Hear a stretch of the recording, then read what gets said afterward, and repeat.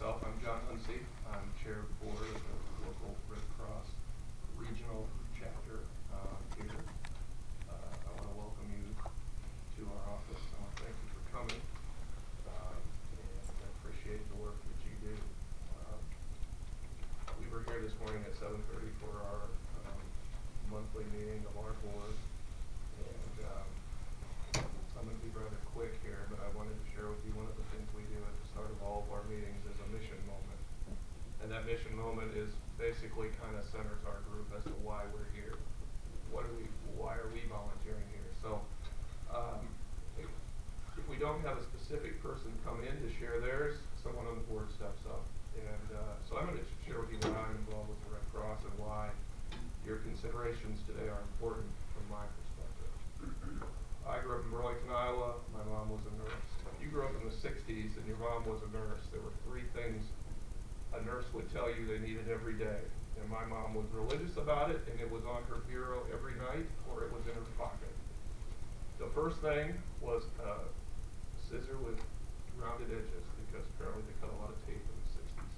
So in her nurse's uniform, she always had scissors to cut tape.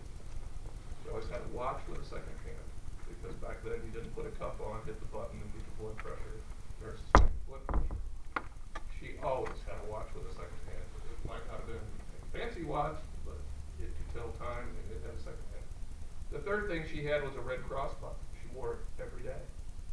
And that stuck with me when I was asked about being on this board. My mom was committed to Red Cross, and it's been around a long time. And so that stuck in the back of my mind when I decided I would serve the Red Cross. The other reason for me personally is I have a disability. I've had it my life long, and the Red Cross taught me to swim.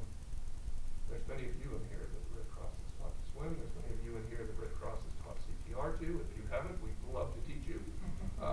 You should know. Now we teach people how to use AEDs, and they were the ones that did it. I have a Red Cross Lifesavers badge. I don't know how many kids get them today. I'm assuming you still need that to lifeguard around here. But I got one, and if you went through the YMCA or you did any of that, it was probably a Red Cross program. So those were some of my early thoughts about Red Cross when I was asked to serve this board. And since that time of my service, I'm in my 7th year as chair. Will conclude my chairmanship this June. It's still true. We're still training kids on safety. We're still taking care of people, and we still have mostly volunteers that provide the work for us. So that's why I'm here. I would make one final comment, and that is we rely heavily on donor dollars. We rely heavily on the support that we have gotten over time from United Way. Hopefully you will hear reason to continue that support today. If you have any questions for me after this meeting, I have nothing further to do in the presentation other than to answer questions. But like you, I'm a community volunteer, and I'm more than happy to tell you from my perspective any response to questions you may have. So again, thank you for being here, and I'm going to turn this over to Betsy and my staff to give you the answers you may have on some questions that you've already submitted. Thank you. I'd like to introduce the staff that I have with me today. I'm Betsy Pratt. I'm the Regional Chief Executive Officer. GB? My name is Guillermo Becerra, known to many as GB, former CFO for the United Way of Metropolitan Chicago. Now worked for the last 12 years as the Finance Director, CFO for the Red Cross. And I'm Todd Klein. I'm the Regional Chief Development Officer with Red Cross here. I'm Beth Asbury. I'm the medical officer with Red Cross for this year. And I'm Eileen Ryan. I'm the Director of Volunteer Students. So I assume everybody knows each other, that you all know each other, correct? And we have nice name tags to be able to see your names. GB, just to give you a little bit of background on GB, you'll remember, for those that have been here before, but for everyone else, over the past 4 years, Red Cross has done a lot of consolidating of our back offices work, and one of those is our finance. So GB is actually headquartered in Chicago, but he is responsible for a large area of helping to manage the finances, and so we don't have to have our own CFO here. We're able to share that across the network and GB's entire staff that he has, some who are in Chicago, some who are in other areas. I get asked a lot, and you all, I know, think that is one of your questions, what would happen if Red Cross didn't provide these services? Or what would happen if Red Cross wasn't here in our community or didn't exist in our community? If we didn't exist, if we weren't here, we wouldn't have anyone providing that essential life-saving prevention education to youth in our community. We also wouldn't have a group that is dedicated to training community individuals to know how to be better prepared for health in life-saving emergencies. I think a lot of times we think, and we know we've had businesses say to us, well, we don't need CPR training because the fire station is right across the street. Or we're right down the street from the hospital, so we don't need CPR training. But in the United States, there is one EMT for every 374 individuals. There is one firefighter for every 280 individuals. 96% or 95% of emergencies are responded to first by a bystander. And so it is critical that those bystanders are first to take action, know what to do that is important, know that they have the right techniques to use, and use them in the right manner. And that's why we do what we do in our community services, so that people feel confident and are able to respond. Heart disease is the leading cause of death in our nation. This is more than deaths from fires, handgun crimes, prostate cancer, breast cancer, and AIDS combined. Survival rate is lower than 10% if the sudden cardiac arrest does not occur in the hospital. But those numbers go up, however, if CPR is started within minutes of the attack. The survival rate will improve by 2 to 3-fold. Also, if CPR is used in conjunction with AEDs, automated external defibrillators, within 3 to 5 minutes, the survival rates are between 48 and 78% higher. So it is critical that our community knows what to do. Because if you think about it, when we're talking a few minutes, and that is that 3 to 5 minutes, even if you called 911 and they're right across the street, it's gonna take more than 5 minutes to get to your location. So it is important that people know what to do and are able to respond. The leading cause of death for children is accidents. Education in accident prevention, first aid, and swimming can significantly reduce the impact of accidents on the health of our children. According to the CDC, the Centers for Disease Control, most events resulting in injury, death, or disability are predictable and preventable. And so our courses help you know what to do to prevent emergencies and also to stay safe. It gives them the skills to avoid those emergency situations or accidents and helps them prepare for those emergencies and know what to do to respond. Communicable diseases are also, such as influenza and pneumonia, are the 7th leading cause of death. Prevention outreach education helps reduce that, such as our Scrubby Bear program, which is proper hand washing for kids. And we don't really think about that, but that is helping reduce the transmission of disease for youth and get them to start thinking about that in their minds. Finally, for our youth, the Healthy Kids Act of Iowa requires all students to receive CPR training before graduating from high school. So we are helping the schools implement that. At some schools, such as Central today, or this week, we're teaching CPR training at Central High School all week. Other schools, we provide the teachers with the tools to become Red Cross instructors so that they can teach it in the time elements that they want to. On the Illinois side of the river, it is not required by state law. So it does take us additional resources of time, people, to get those trainings in the schools because they're not putting it into their schedule like they are on the Iowa side.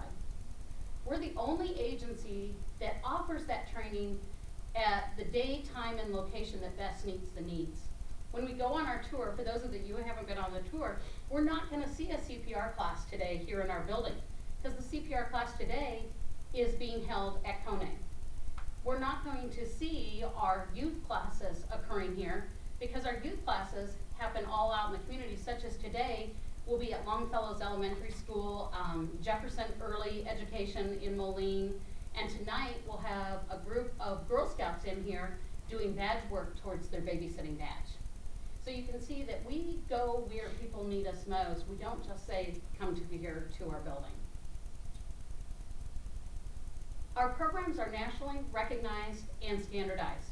So someone that takes a CPR class here should essentially get the same CPR class in Kansas City or California.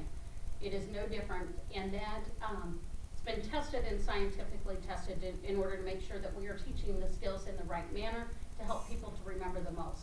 That's the most critical part, is that people feel confident that they can respond in those emergency situations. And so if we help them through the training program gain that confidence, they're more likely to respond.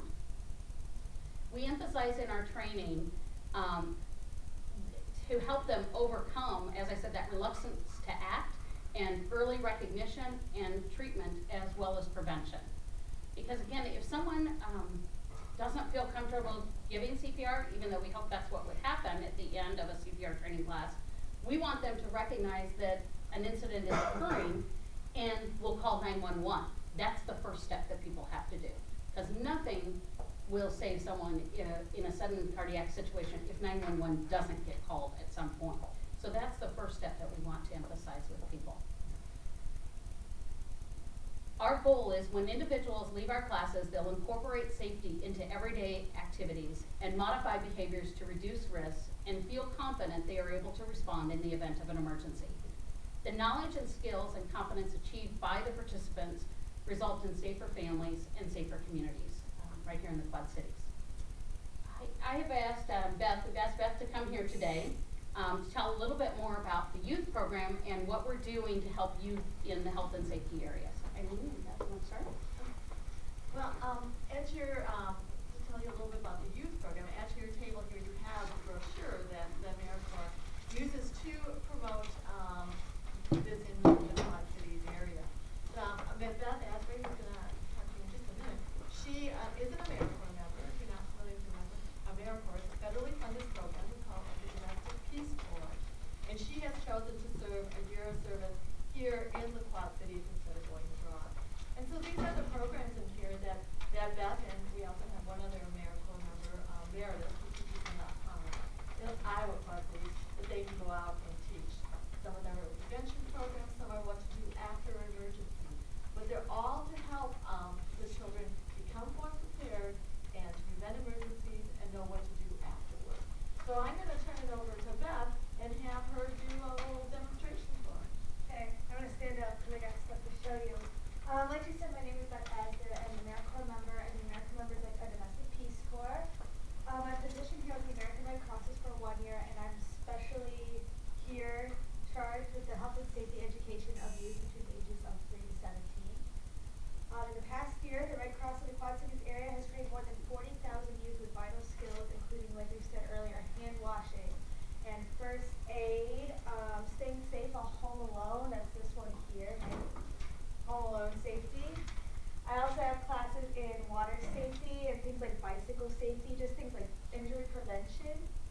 And as you can imagine, going to schools and seeing all these kids all the time, I have lots of kind of crazy stories. I wanted to share with you guys today. One of my stories is about this girl named Kelsey from the Rock Island Academy. I had gone to her, you guys actually have this, I think, in your stuff that you have. I'm going to tell it in my own voice. But she's a girl at the Rock Island Academy. I had gone to this school a few times in the past and taught different things. Once I went and taught first aid, and then I was back a few weeks later. And Kelsey came up to me and she was all excited because she had actually used the skills I had taught her in the past week. Her brother had been outside with her and they'd been climbing trees, and he fell out of the tree and he scraped his leg really bad. And so she remembered exactly what to do. I have this here. This is from my first aid for little people class. There's our 3 C's: check, call, and care. And she stayed calm, which is the first step in any emergency. Then she checked her brother. She made sure that everything was safe, that she could approach him, checked him, saw what the injury was, made sure that he was okay.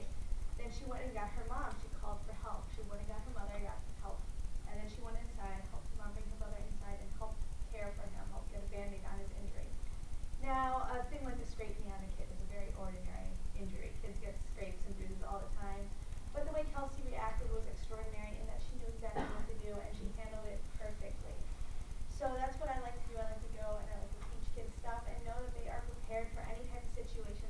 find themselves in.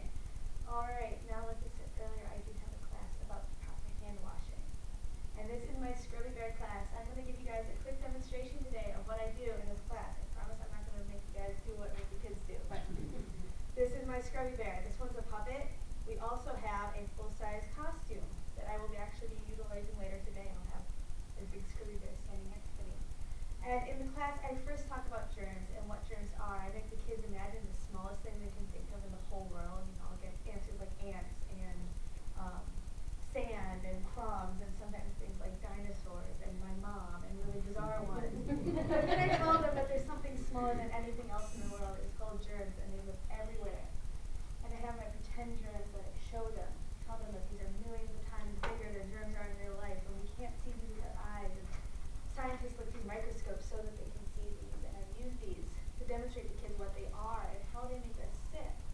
And then we talk about ways to prevent illness and ways to make sure that we don't spread germs around. And one of the demonstrations I do is I have my water bottle. I make sure I tell them this is not real germs, but I demonstrate a sneeze and show them what it looks like when you sneeze. Achoo! God, I'll never do it the first time. There we go. But achoo! And that's what it looks like when you sneeze. And we talk about, should I cover my mouth with my hand and get it all over my hand, and then I'll touch one of the kids or pretend it's grossed out. And then I show them using their elbows the proper way to do it to not spread germs. And another fun activity is my pretend germ lotion. And what I do is I put some on my hand or on some of the kids' hands, depending on if I'm willing to risk getting sick myself. I put it on my hands and I rub it in until it's pretty much disappeared. And then I go and shake some people's hands. So who wants me to shake their hand? Any volunteers? I think Todd wants you to shake his So I shake somebody's hand, and then I've got, I think the lights turned off will be a little better. Yep. I've got my my little black light here, and you can see where I have spread my germs to Todd. You can see where they are, and I'll show kids. I'll have them then. He would shake someone else's hand, and we'll see how the germs spread around, and we see how people get sick, and how I explain to them that, you know, if they have bad germs on their hands, that would be getting him sick. Like he might accidentally get those germs inside of his body now because he has those germs on his hand. So the last thing we talk about then is proper hand washing techniques. I have a 7-step program to washing your hands, and I teach the kids. My 7 steps usually have Scrubby along with me, washing his paws with me. But so these are my 7 steps to washing our hands, and I usually make the kids do it with me. I'm not going to make you guys all handsome on washing your hands today. I'll do it for you. First, you turn the water on, make sure it's warm, and then you make sure you get your hands wet. The next step is we put soap on our hands. You only want 1 pump of soap. You don't need more than 1. Then we are going to scrub. Sorry. We're going to scrub our hands for 20 seconds. Especially with younger kids, having them count to 20 or realizing what 20 seconds is kind of difficult, so we tell them to sing the ABCs, which is absolutely adorable. And then the next step is we wash all that soap off and wash all those germs down the drain. Then we dry our hands off with a paper towel. Then we use the paper towel to turn the sink off, because when you touched that sink the first time, you had germs on your hands. And then you throw the paper towel away and you put all the germs into the trash bin. So those are the 7 steps to washing our hands, and then have the kids wash their hands, pretend with me, and then they get to meet Scrubby Bear, give him a hug, high five, take pictures with him, whatever their teacher wants them to do. And yeah, so that's about all I have for this class. Do you guys have any questions for me? No? Eileen, do you want to tell a little bit about some of the partnerships that we have where we offer some of these youth programs? The neat thing about this program is it's so well established that we don't have to do a lot of marketing because people come to us all the time. It's something that the schools, the teachers know about, and they really like it. And so we do have some of the partnerships here that I think you all have a handout on that. When I talk about the schools here in every school district in the area, most of the preschools, things like that. And then when you go down, also, we can't forget the after-school programs and the youth organizations, Boys and Girls So and this is just a sampling. We didn't put all the places that we're out in, but you know, when you look at the schools and how many, like Davenport has 20 elementaries, things like that, we're out into a lot of places. And then also I want to add in here too, you know, we don't want to forget too the partnerships that we have with the pools and the schools where we're doing these learn to swim programs and the life saving programs too. And then when you go up to the businesses, because our program covers from, you know, age 3, we're teaching the younger kids with the youth programs, but it goes all the way up to teaching adults at any age to prepare on first aid. And we're out in the businesses and we have just the same thing with the partnerships that we have out there too. So it's, you know, we cover a lot of places out in the community and we have partnerships and collaboration. So as I said earlier, our goal is that individuals feel confident that they're able to respond in an emergency situation. And how do we know that that's happening? You saw in your packet that we talked about our survey results. So I wanted to talk to you a little bit about how the surveys occur and what we do. With each class, with each adult class, we have a typical survey form, and people can fill that out individually, or they can go online to do it. If they decide to fill it out in class, paper form, then we bring it back here. First, our health and safety team will look through it to see if there's any immediate trends that stick out. Maybe there was something that they commented, and maybe everybody in the class commented, you know, the instructor taught the class in 2 hours, how can I learn in 2 hours? You know, something like that. They're looking to make sure that nothing kind of was strange about that class. Then it's inputted into a survey instrument that we have, and again, this is one of the things that we're able to get as part of a national organization, that we have this national survey tool. We have volunteers that will input that for us online, and we input all surveys. All that are returned, all go in.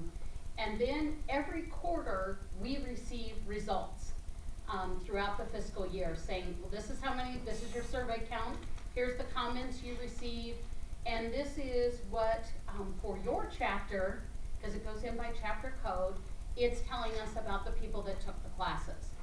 There's demographic information included in that, and then there's the effectiveness and outcome. We're asking students both, what did they think about the class, you know, did it meet their expectations and such, but then we also ask that important question, do you feel confident to be able to use your skills that you gained in the Red Cross? And we're looking for individuals that agree or strongly agree with that. This past year, we had 100% of the participants feel that they were confident in identifying an emergency situation, and 99% of the participants were willing to provide care using the skills that they learned in Red Cross. So we feel that we are absolutely meeting the outcome that we wanted to do, that people are going to be able to respond to emergency situations in our community. We also, for our volunteers that do work with us, we also do a volunteer survey every year to make sure that we're meeting our volunteers' needs. The Red Cross is a primarily volunteer workforce. You know, 96% of our staffing is through volunteers, so we absolutely couldn't do that, and we want to make sure that we're helping our volunteers feel like they're doing something that is important to us, that we're listening to their needs, and we're giving them the skills and tools to be able to continue their work with Red Cross. So Eileen is responsible for the volunteer survey, so I wanted her to talk a little bit about that too. Well, we survey our volunteers every year, and we are going to be surveying them again in March this year and sending out something and asking them, how do they feel about their experience? From you saw from the outcomes that there's one question, well, 2 questions that are identified, but the survey tool itself is about 4 or 5 pages long that we usually use. And again, it goes into the same portal, the information goes in, and we get an analysis of that from our national office every July. And we look at this information and say, and really analyze it. What are we doing? And I know our national office too looks at it. What can we do to improve our services? Because volunteers are the heart of the Red Cross. You know, we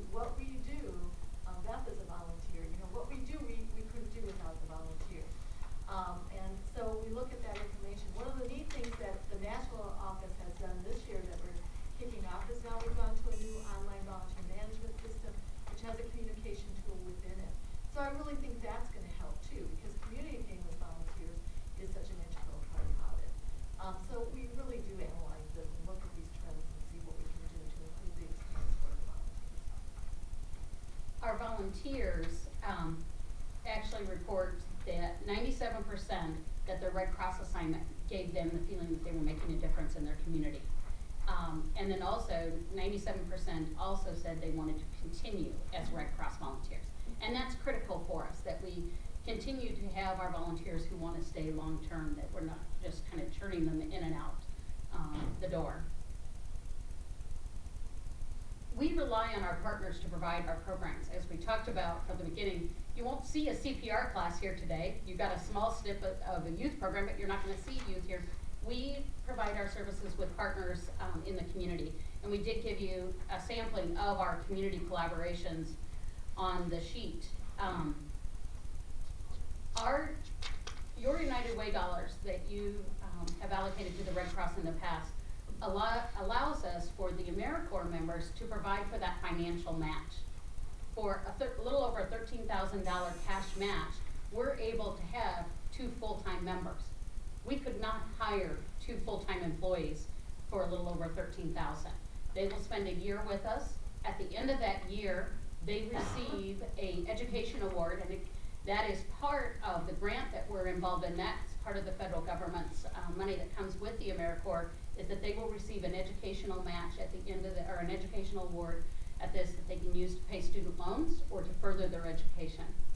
They also receive a small living stipend while they're doing this work, so that they aren't completely without money during this time, and their parents continue to support them. The funding for this program, so for the match we talked about it, but it also, United Way helps us to provide for the materials that we need to use for all our programs. So community services is funded through United Way, individual contributions, and program and service fees. You did see in your materials that we have a tiered tiered program fee for scholarships if there is a need, and we do have a way for individuals to apply for that if they have a need. Through Scott County Kids, we receive a grant for daycare providers to lower the cost for them also, so that they're not having to pay the full rate for the class. The request for funding for United Way is approximately 14% of our community services, the budget. Then the rest we raise through those program fees or the individual contributions. This allows us to provide this life-saving education that you've heard about for both adults and youth to some of the most vulnerable areas and to the highest risk populations in our community, such as the AmeriCorps program. They specifically target youth and families that fall below the poverty line, and that is required by our grant that they do that. We also engage volunteers in many ways. You heard about that the volunteers are inputting the survey tool for us, which really helps because that would take up a lot of staff time to have to do that every year. Trained volunteers also contribute to the success of the program through helping with other administration, program management, volunteer record keeping, reporting, data management. The person you saw at the front desk when you came in today is a volunteer. They help with traffic flow into the building. They answer our phones. We don't use a paid receptionist. We use a volunteer receptionist. Youth are also engaged in volunteers. This morning, Beth was with a group of youth at United Township. Her role with them is to help youth learn about giving back to the community, but also many of these high school groups will be trained to also do the AmeriCorps program with their feeder elementary. So again, it's a lot of youth giving back to the community in different ways. They are also involved with Red Cross in many different ways. All our volunteer activities represent approximately 2 full-time equivalent employees. And again, it just is so helpful to us. Last year, the panel recommended that we focus more clearly on presenting the specifics of our program, that we show more measurable outcomes, and I hope that you can see how we really are measuring those outcomes and how it's impacting the community, and the impact of United Way funding in future cycles. If we didn't have that funding from United Way going into the next year, that is additional funds that we would have to go out to the community and raise and take away from doing the service that we do. And so it's important that we have that starting money from United Way. It's almost like seed money to make sure that we can start the program right away each year. We don't have to wait to see if we're gonna have individual contributions to continue the program. We know we have the support of United Way. We also wouldn't be able to offer, all those AmeriCorps programs that you see listed in there are free to youth. We don't charge the schools to offer that program. We don't charge the youth. So it's critical that the United Way funding is there to help us with that. One of the things, so Beth told a great story about the girl in her class that learned the skill. We always are looking for people to tell us stories about how they used their skill. And unfortunately today, I could not get Josh here, nor we tried really hard to get him on video, but Josh is struggling a little bit with his save. This is Josh and his dad. Josh was able to save the life of his dad from skills that he learned, the CPR training that he got as a lifeguard. When I first heard Josh's stories, it just gave me chills to think of this young man who was in a situation. He tells the story that he and his mom were out in the kitchen, and all of a sudden they heard this strange noise coming from the bedroom. And they went into the bedroom, and there was his dad laying halfway on the bed, halfway off the bed. And Josh says, as you can see, immediately his instinct kicked in, and he knew what to do. He called 911, and then he started the CPR. And Josh had to do CPR for over 7 minutes. Then when the firefighters arrived, the EMTs arrived, they had to use the AED and shock his dad 6 times before transporting to the hospital. However, as you can see, his dad looks fantastic now.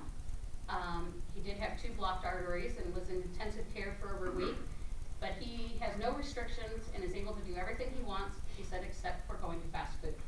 So he now has changed his diet.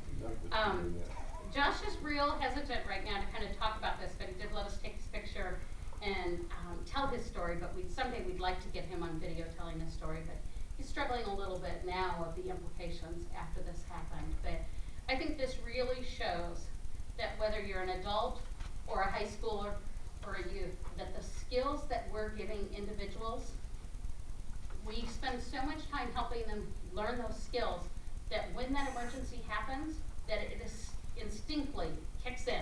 They don't really think about it till it's over.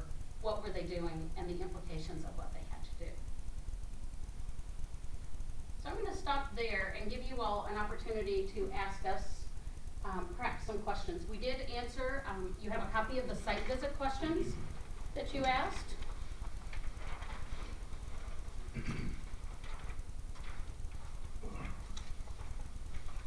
The first one was about the numbers. We've laid out how those numbers come about.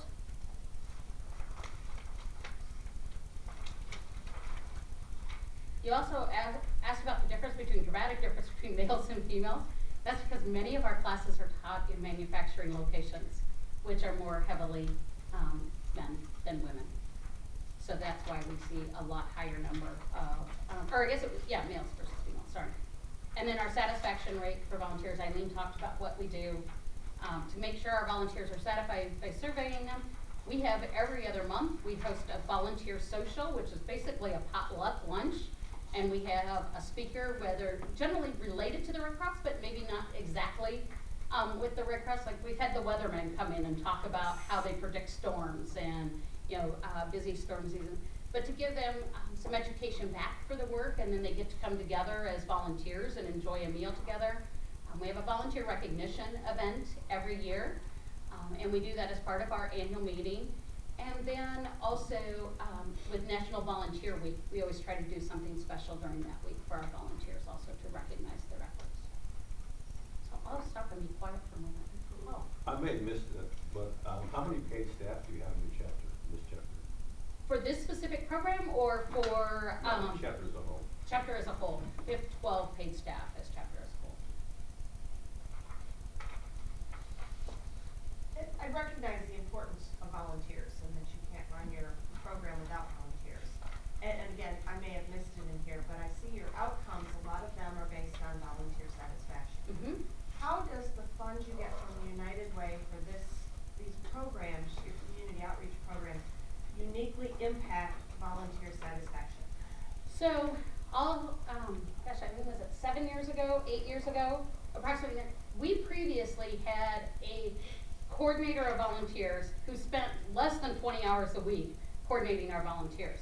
We strategically made a decision to help with our volunteer satisfaction and to grow our volunteer base to add a full-time director of volunteers.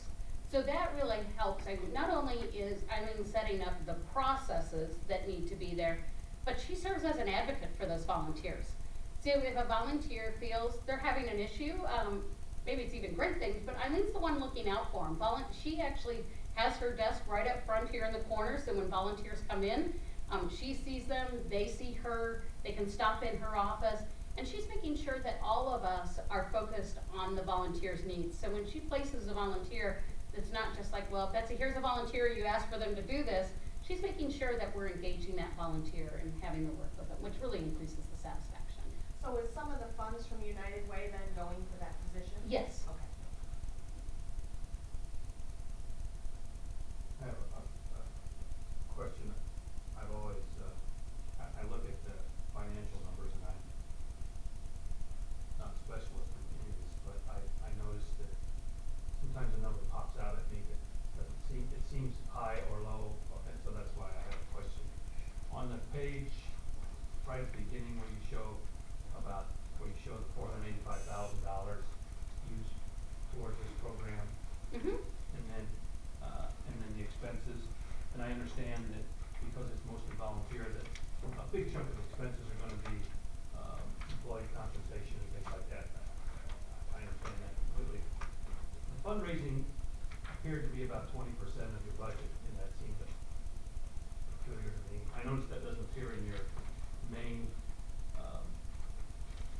budget for the entire organization, which I think is on the next page. 2.9 million. So anyhow, I just wondered about the fundraising expense being 87,000 or 485,000. What skews that number? So, okay, I'm looking at page 2, which Let's go to that's this year's budget. Let's look at this one. Oh, see, ours doesn't turn out that way, and I Alright. apologize. Anyhow, it starts at 400, it shows the gross amount for 12 of $485,000. Mm-hmm. And I see of that money, of which 68,000 is from the United Way, that you spend substantial amount on employees and operating expenses. I also, and then I know it's 87,000, maybe this is a GB question, $87,000 is for fundraising expenses, and I wondered why that appears to be 20%. So, Yeah, actually, that's correct. What we try to do in the model that we use to allocate expenses, and, you know, we use a region expenses. So if you look at our region budget, if you will, actually fundraising is roughly about 13% of the total expenses. And management in general is 9%. So roughly it's about 20%. In the fundraising, then what we get is we get the fundraising expenses and we allocate those across all the programs using some kind of ratio. And it's for this particular program, because of the model we use, that's the allocated amount that came up, you know, that's shared for this particular program. But as a whole, the whole region as a whole, fundraising is roughly about 13%. And we have been investing actually quite a lot in the last year or so in our fundraising expenses. Obviously, with the economy the way it is today, we want to make sure we have enough people to do more fundraising. So this is just an allocated amount from the total fundraising cost at the region level. Why would that be significantly higher than the 13% overall? Is that a function of the dollars? It could be a function of dollars it could be a function of population, depending what data point we used. It could be based absolutely on the fundraising dollars being raised, the amount of time that we're spending fundraising in that effort. Programming. Yes. Yes, yes. The other question I had was on what appears to be the fiscal budget Q30 2012 with gross revenue of $2.9 million. Mm-hmm. I was wondering on number 18, if you could explain what professional fees are. And GB, I forgot to send that to you. So, professional fees, Including direct mail. yes, so that includes, the majority of the professional fees are our direct mail costs. So, which is a fundraising expense on its own. You mean like postage and? Yes, the postage, Companies the, that you use To to direct solicit, mail. to do mailings. we do approximately, Todd, 8 mailings a year. About 8 mailings a year, 8 direct mail pieces. The company that we work with develops it all for us, mails it out for us, so that is all, that entire cost is part of that. And this is this all again allocated? This all comes from Chicago? The district big or region, Chicago? the region, there's a region.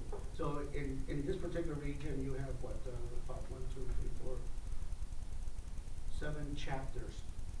They come under Betsy, and all the expenses are covered, and the expenses, revenue and expenses are at that level. And then we use a sophisticated model that we put together, we're always fine tuning it, and we allocate certain expenses across all the rest of the programs. Based on people served, population Patient. served. Okay, the compensation, is that talking salaries at $7 million, is that for all the chapters you're talking about, or what is that number? 7 million? That's the, Since compensation, it was $7 I don't think million. there's a 7 million. There's no 7 million. Well, it's up there on page, I don't know what page, page 2 on, but that's after page 30 something. for this program, the compensation is 485,000. No, this is a total. Total Total direct. agency? Total agency. thing, Total yeah. agency would not be 7 million. Our total agency is 2.9 million. I- Entire budget. Yeah, it's 886 for the entire agency. Thank you. Well, Are you looking on the audit? No, they wouldn't have seen the audit, so. we don't see the audit. I'll find it, Okay, I apologize, because I don't know where that 7 million it's is on my coming screen from. somewhere. I was I apologize, Paul. I guess when I ask this question, the 20% for, in this budget for, when I mentioned fundraising, that is seems to be kind of the number across the board, that's the kind of expense you expect to have, to spend 20% of the money on getting the money. Yes, industry standards are 25% or less. Yeah, thank you. Yes. Okay, it's on, it says page 2, but it's way down the list of pages, original page 2. And the top of the page says Family Resources Incorporated, summary of all units. Oh, Proper that's property. the next program. Pardon me? That's family resources. Oh, it's down, well, let's be done with it. They do have a lot bigger budget than staff. I just asked for the Red Cross to be downloaded, it downloaded next week too, sorry. That's okay. It's a good question for them then, isn't it? Yeah. I'll call Cheryl and give her a heads up. I just couldn't figure out what number I put in there, and I have that, sometimes we'll put in a wrong number, but I couldn't figure out why we put 7 million. Well, that's why I didn't see right, that's why I was asking. Thank you, Paul. Thank you. Any other questions that we could answer for you today?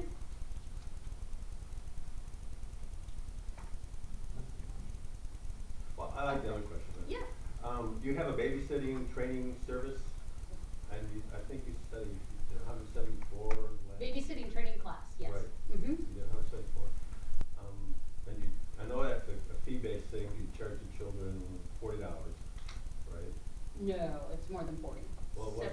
75. 40 last time, we did it at the library. Okay. And then you were charged, I see why we quit, because you started charging us to have the services. So can you explain why you charge us to have the services that you're training these kids at $75 a piece? So you must have an authorized provider agreement with us, which means you have somebody within the library system trained to teach the babysitting course, and we're not sending in our own people. No, If we you're were sending in real people.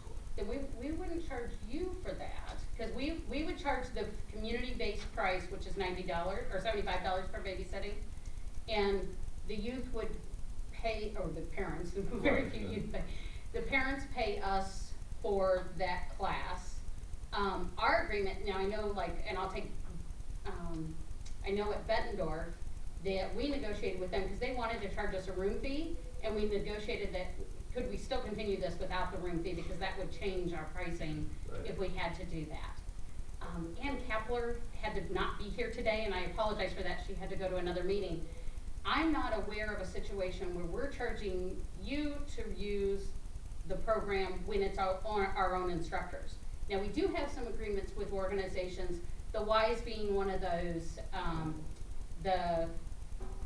some of the schools, other places, where they're called what we call authorized provider.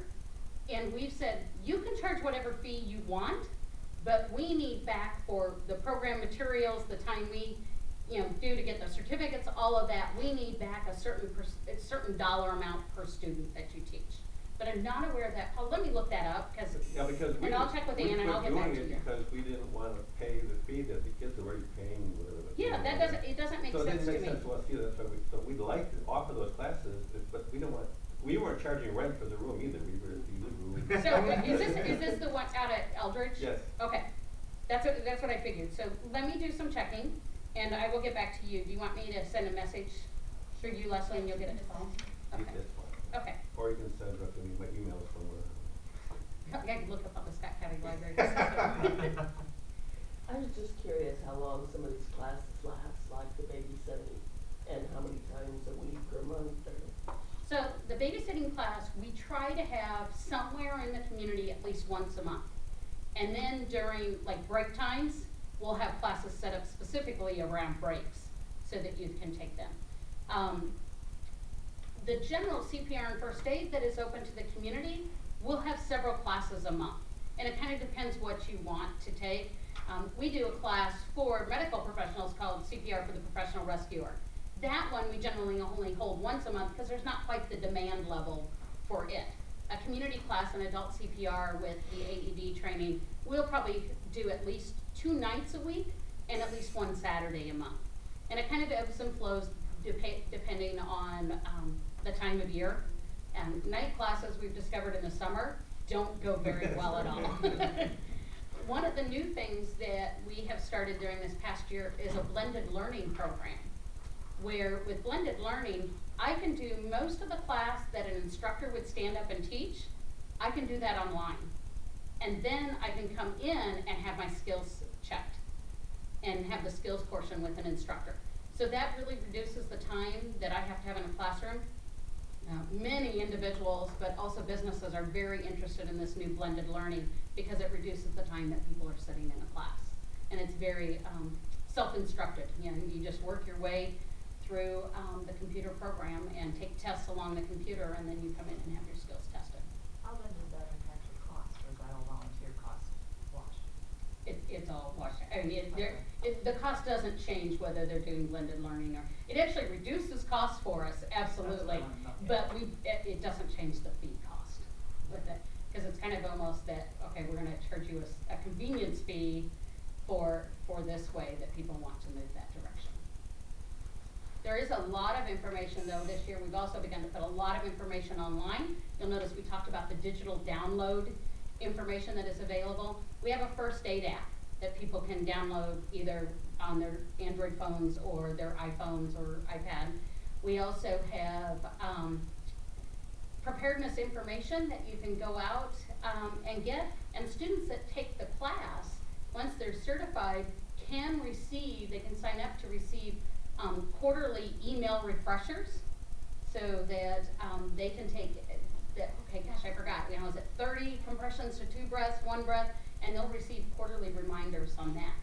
Also, we've gone away with printing books. We don't print books anymore. If you want to buy a book on first aid, you certainly can buy one from us, but everything can be digitally downloaded for free, so that people have the materials they want, and we're not using that expense to produce any longer. Any other questions? Okay, so for those of you that haven't been on a tour yet, I'd like to take you on a tour of the building. I know that occasionally you all like to meet also after this. Do they need to meet, Leslie? I don't think so. It's our first site visit.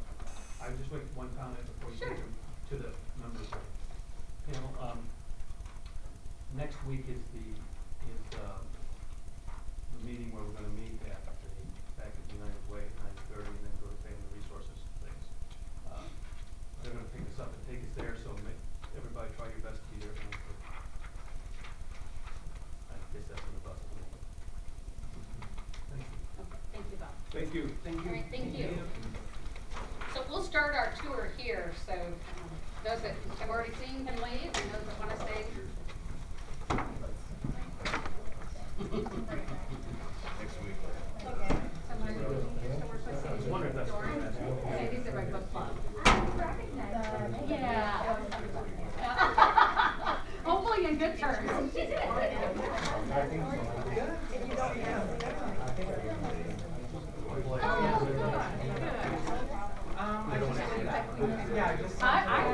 used to go to lunch with her quite frequently. I miss that she's across the river now. I know, yeah. Well, thank you for taking the time today. I know, but you know what? Are you my friend? Nice to see you again. I haven't seen you for quite a while. It's going. We're kind of like the next 2 weeks, we kind of feel like we just have a lot of stuff on our plate. So we just kind of, let's get through those. So how have you been? What's new? I know. It is things thrown in the ears to keep it funding and everything. Yeah. Yeah. It's volunteering more than ever now. Not more than ever, but I try to stay involved. It's hard to give it up, you know, when Yeah. your life has been there, so. Is your husband still working? Yeah. Yeah. Which is good. Yes. Really good. Yes. Yeah. Nice to see you. I hope you're planning to come to picnic this year. Well, we were out of town last year. I was down. I swear that was yours. Probably wish we were down. Yeah. Yes, I'm gonna give the tour. June, or Freddie and June. All right, is anybody else wanting to go on the tour today? All right, got a couple people? Good. Well, so this is actually 2 of our classrooms. We generally have this set up so that we can get more people in it, but if we had to, and we've had sometimes when every classroom downstairs and the one upstairs was being used. So this has been convenient with us for having the doors and the ability to switch back and forth. The middle one you can see is set up with the LCD projector and being able to do all that. The other ones we just use standard TVs to do the training if we need to. So we're gonna go this way. Very nice. We're gonna go out this way. I don't know. No, I don't think so. We may want to shut it off. Yeah, and is that the one that doesn't have I don't know that presentation. Yeah, I've seen it sometimes. Yeah.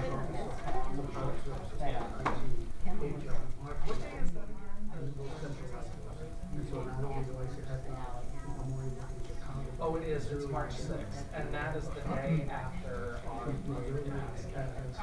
yeah, and that's why I'm trying to do a bunch of follow-up these days. And it's about the same exact.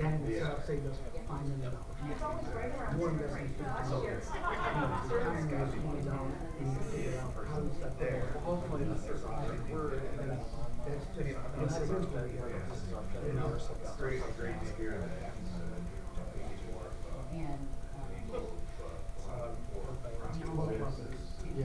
Not have to do that next year, so, which is good, because the roundabout model is working really well for us in terms of building the relationships so that we don't have to do this model. And if you look at that, you look at our overhead per minute and compare what it was before.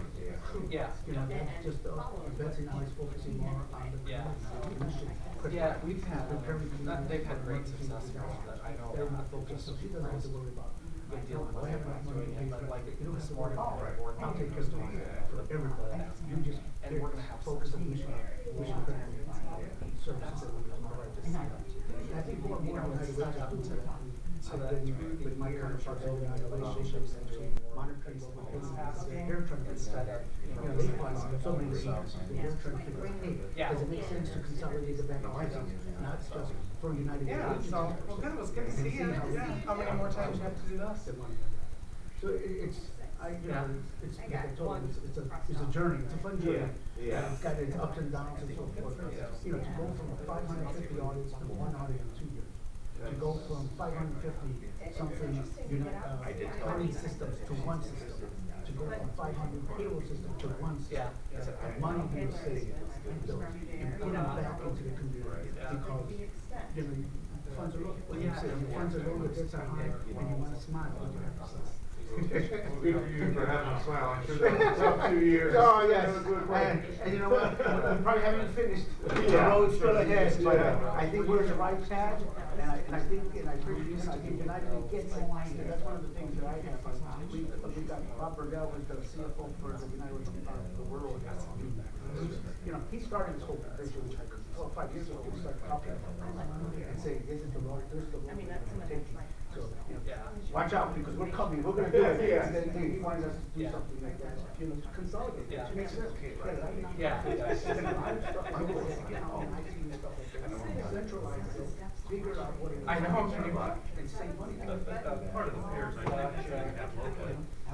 Well, it was good to see you. I just realized If I'm a that. better fundraiser here in the Quad Cities, then am I gonna get, you know, Yeah, money that's right. that I raised and sit back in Chicago and they decide to send it wherever the hell they want? Correct. I know that had to be where the people's minds were. Exactly, and we went in there, that's one of the things in our policy, whatever funds, whatever United Way gives us, whatever county gets invested in.